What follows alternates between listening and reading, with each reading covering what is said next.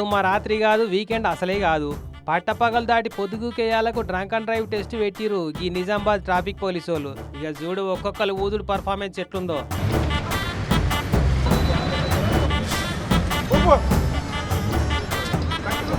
ఆగో నేను తాగలేదు సార్ అని అంటే, అయితే మంచి గుత్తమ్మి అని ఊదిచ్చిర్రు.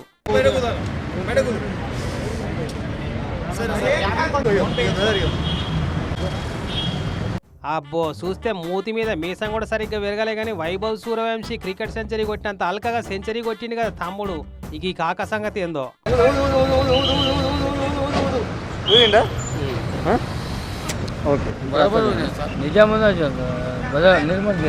ఓయమ్మో ఇది ఎక్కడ కాతారో. సెంచరీ కాదు, డబుల్ సెంచరీ కాదు, ట్రిపుల్ సెంచరీ కాదు, ఏకంగా 5 సెంచరీలు కొట్టి నిజామాబాద్ డ్రంక్ అండ్ డ్రైవ్ హిస్టరీలా కొత్త రికార్డు నమోదు చేసిండు ఈ కాక. పేరేందో గాని ఇక ఇప్పుడు అన్నదెంతో చూద్దాం. ఊదు ఊదు ఊదన్న.